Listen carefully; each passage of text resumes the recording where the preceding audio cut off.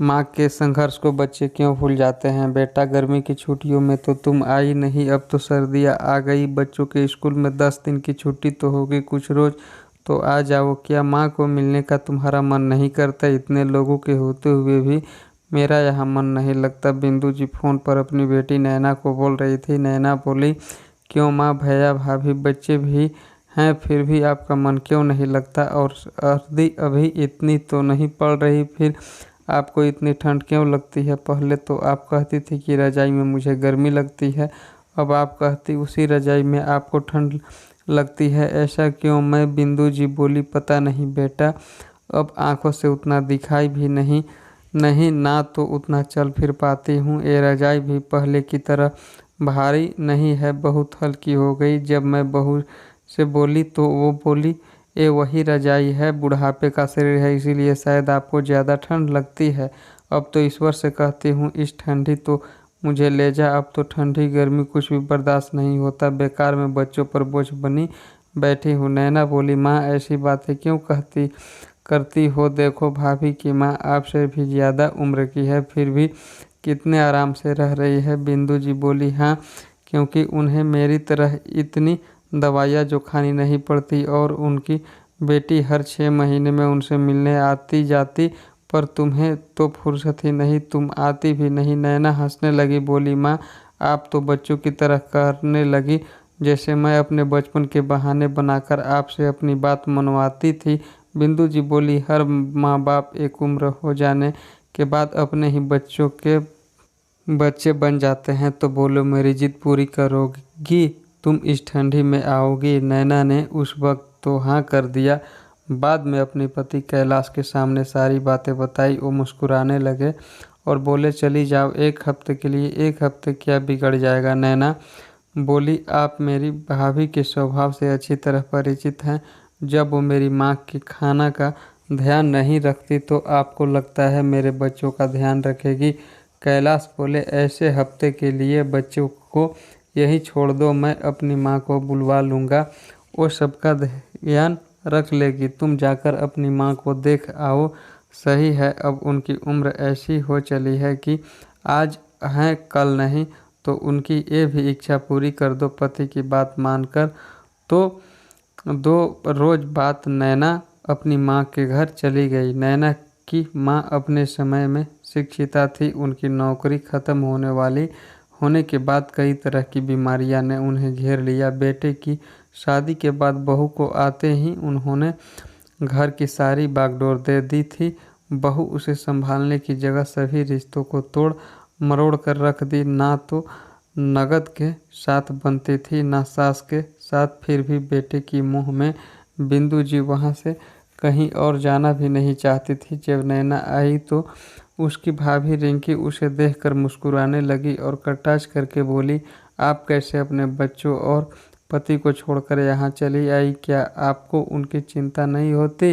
इतना भी मायके घूमने का क्या शौक कि अपनी बूढ़ी सास पर पूरे घर की जिम्मेदारी आप छोड़ आई। नैना मुस्कुराकर बोली, भाभी जब तक माँ है तब तक तो मायके जाऊंगी, अब चाहे आपको पसंद हो या ना पसंद हो। जहाँ तक मेरी सास की बात है, मैं उनका खाने पीने का बहुत ध्यान रखती हूँ ताकि उनका स्वास्थ्य हमेशा अच्छा रहे। आज उनका स्वास्थ्य अच्छा है और मुझे उन पर पूरा भरोसा है, तभी तो पूरे घर की जिम्मेदारी उन्हें सौंप कर आई हूँ।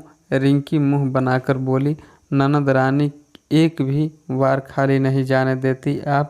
अब आप बैठिए, मैं चाय बनाकर लाती हूँ। भाई बहन को देखकर बहुत खुश हुआ। रात में सब इकट्ठा बैठे थे। माँ बच्चे को एक साथ बातें करते देख खुश हो रही थी। उसकी आंखों से आंसू बह रहे थे। नैना बोली, माँ अब हम सब यहाँ हैं तब भी आप रो रही है। बिंदु जी बोली, बेटा ये खुशी के आंसू है, कितने दिनों बाद मेरा पूरा परिवार इकट्ठा हुआ है। तभी उधार से रिंकी आई और बोली, क्यों मम्मी जी, हम क्या आपके परिवार में नहीं है। हमारे रहते तो आप इतना खुश कभी नहीं होती है।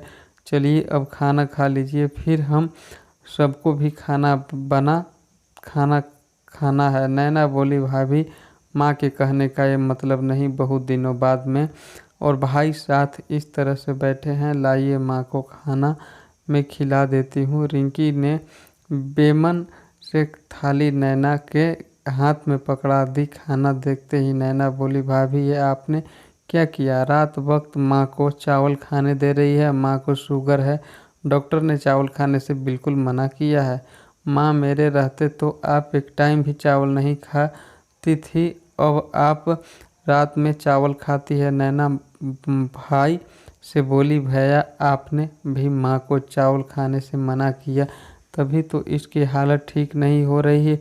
भाई बोला, अब मैं काम धाम छोड़कर यही देखता रहा हूँ कि कौन क्या खा रहा है और नहीं खा रहा है। रिंकी तुम्हें पता है माँ शुगर की दवाई खाती है, फिर क्यों उसे ये आलू चावल खिलाती हो? रिंकी बोली, कल मैं चावल खा रही थी तो आपकी माँ ललचाई नज़रों से देख रही थी। मैंने सोचा उन्हें भी खाने का मन होगा तो दे दी, अब नहीं खाना है तो मत खाओ। इतना कहकर रिंकी नैना के हाथों से थाली खींचकर ले गई और फिर रोटी डालकर थाली दे गई।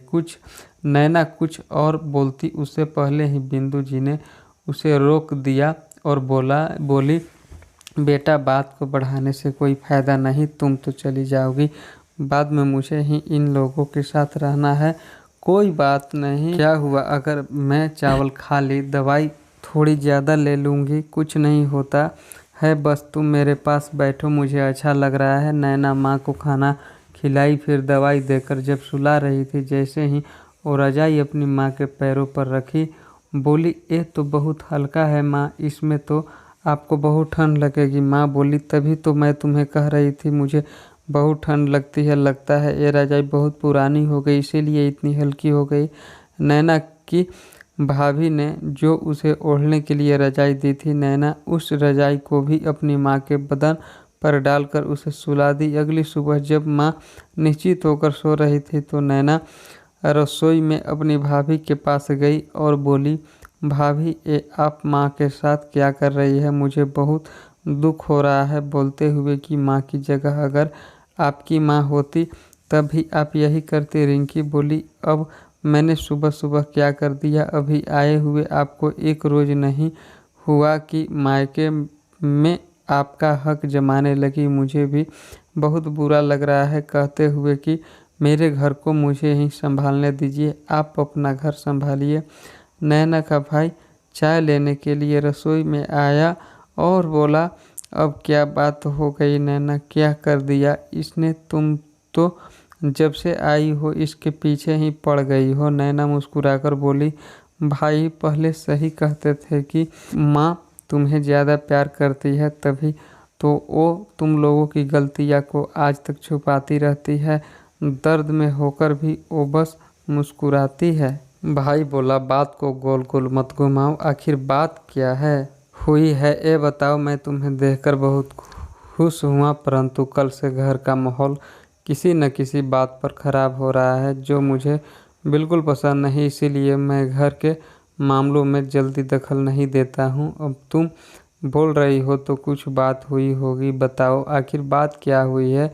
नैना बोली, भाई आंखें बंद कर लेने से दिन रात में नहीं बदल जाता। माँ की इस हालत के लिए जिम्मेदार सिर्फ भाभी नहीं तुम भी हो। भाभी आपने ये क्या किया? माँ को कंबल में कवर लगा कर दी और उन्हें ये बोली कि रजाई है, बुढ़ापा है इसीलिए उसे ज़्यादा ठंड लगती है। इतनी ठंड पड़ रही है कि जवान ठंड से ठिठुर जाते हैं। आप एक 70 साल की बूढ़ी औरत को कंबल देती है, बताते हुए कि ये रजाई है।